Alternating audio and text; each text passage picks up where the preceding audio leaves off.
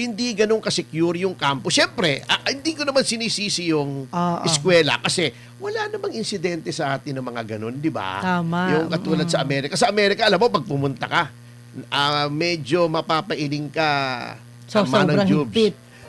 May metal detector, high school.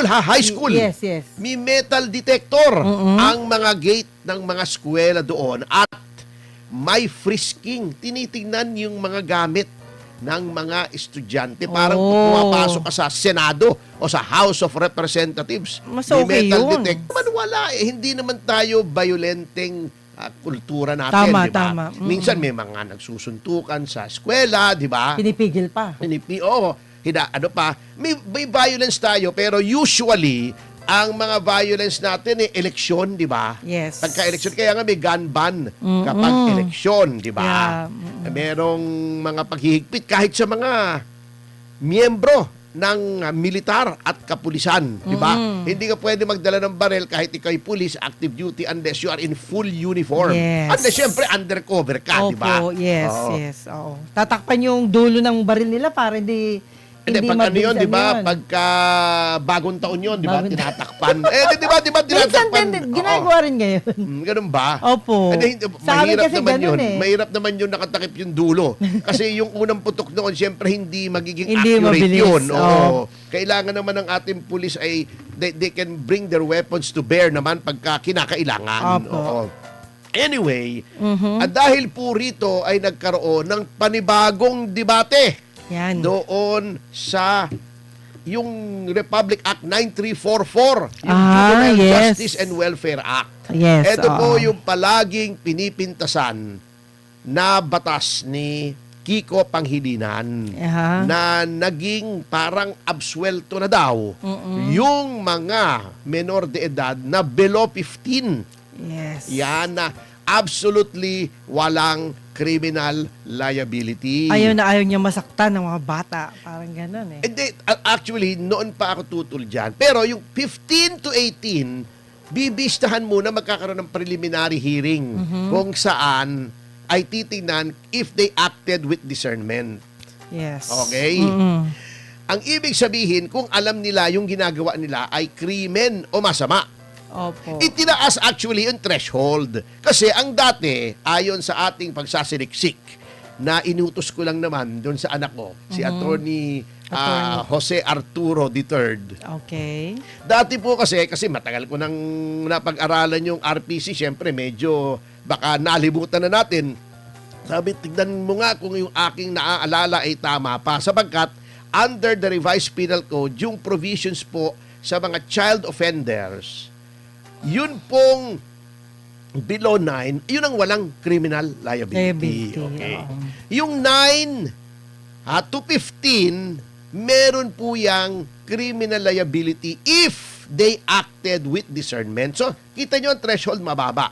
Ikaw ay 10 anyos, 11 anyos, 12 anyos, may ginawa kang act that is defined as a crime. Alam mo na ang ginagawa mo ay mali Ayun. o tama bago ka ibigyan ng hearing to determine whether you should be adjudged guilty or not. Okay. Yun pong Panghilinan Lot, itinaas yung threshold. Ginawang below 15 ay Hindi pwede. Oo, walang criminal liability. Absuelto. 15 to 18, pwede if they acted with discernment. Okay. So, titingnan pa rin. Siyempre, pag 18, adult ka na. Yes. Okay. Para po sa akin, masyadong arbitrary yung 15. Kasi, in this day and age, sa dami ng impormasyon, eto na lang, wag na nating tingnan yung statistics, ano? Minsan hindi nagsasabi yung social analysis, ano? Minsan masyadong scientific eh. 14 years old ka, hindi mo ba alam na ang pagpatay ay masama? Alam na natin 13. yan. Hindi mo ba alam na pag pumatay ka ng tao ay masama? Pag namaril ka, Alam masama na yan. yung krimen, yung pambihira naman. Alam na yan, di sir. ba, Oo. elementary pa lang, tinuturo na sa Tinuturo atin na yan, yung yes. 10 mandamiento. Di ba? Opo, The 10 alam na commandments. Thou shalt not kill. O, di ba? Yeah. O, thou shalt not steal. O, di ba? Dapat yan tinuturo nila habang maage talaga. Yung basic, siguro yung Basic, siguro yung pwede. estafa. Opo, Medyo yan. komplikado 'yon, yung false pretenses. Complex legal ano 'yon?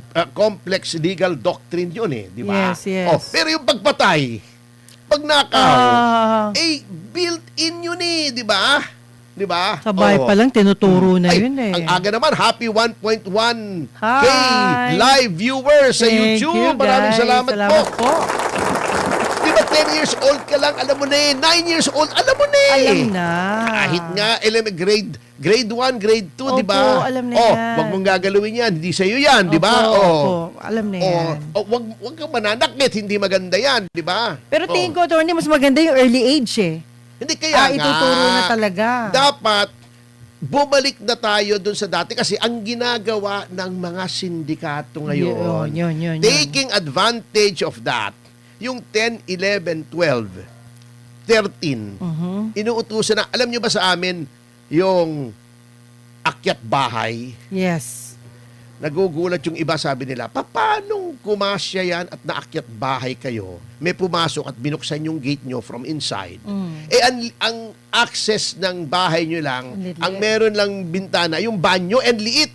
Oh, kasya yung bata Eh, doon. kano bata ang inuutusan? Kasi Yun. nga, yung ginawa ni Senator Pangilinan, yung mga bleeding hearts kasi. Yun. Na hindi pwede po nating sabihin na porkit 13, 14, hindi na dapat bigyan ng kriminal na pananagutan. Hindi ko sinasabing civil Opo, kasi opo. under the law naman po, even yung mga walang criminal liability, eh may civil liability. Yes, Oo. opo. Pwedeng panagutan yan. Pwede ring i-rehab yan. Okay? Pero masyado pong mataas ang ibinigay na threshold. In my humble opinion lamang naman, yung batas ni Pangilinan. Ayan. Hindi ka pwedeng ibaba. Okay. Sasabihin natin, modern na tayo ngayon. More enlightened times. Dati, 9 to 15. Opo. 9 to 12 pag may discernment, di ba? Pag below 15. Yes, Okay? yes. Oo. Baka pwede namang hindi 9. Baka pwede namang ang gawin mo, 13 ang cut-off. So, Oh. below 13, walang criminal liability. 13, And above. teenager na yan, ang dami Oh. ng impormasyon na nakuha niyan. Opo. Nakakapag-internet na yan, nakakapag-YouTube na yan, alam niya. At tinuruan na yan Opo, ng opo. religion Good, sa good manners and right, Right conduct, conduct, di ba? GMRC. Alam na niya, at least yung mga krimen na pagnanakaw, Opo. pananakit ng kapwa, pagpatay, di ba? Yes. At least alam na niya na yung basic na yon mali. Siguro wag na yung estafa Pero, o Tony, kahit- libel, siguro, di ba? O, kasi medyo may technical definition pa yon, but yung basic, di ba? Pero kung ako lang tatanungin, kahit 10 pa lang, pwede na managot eh. Kaya nga, dapat, Hanggat pero, maaari ah. kaya kanyang opinion tayo at dapat Opo. namang galangin yun kasi dati nga sa batas 9 di ba? Opo. Pero yun lang ang Mas okay sinasabi yun. ng mga tao. Sinabi ni Robin Padilla, ni Senator Robin Padilla, dapat pag-usapan ulit yan. Yes, yes. Eh, si Kiko nagagalit.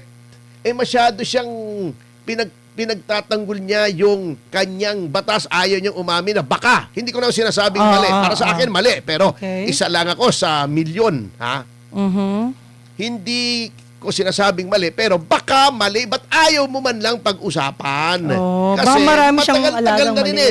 Kung hindi ako nagkakamali, early 2000 pa yun, year 2006 yata. Aha, Kung yun yes. na yung batas na yun ay isinagawa. That was 20 years ago. Baka nag-iba na ang sitwasyon ng Opo. mga kabataan. Eh, ba't ayaw niya? Eh, yun ang mabigat Naging dito. worse nga ngayon eh. Oh, yes, definitely. Ito. Ayun ang bad news yung nangyari sa Yeah. Tacloban.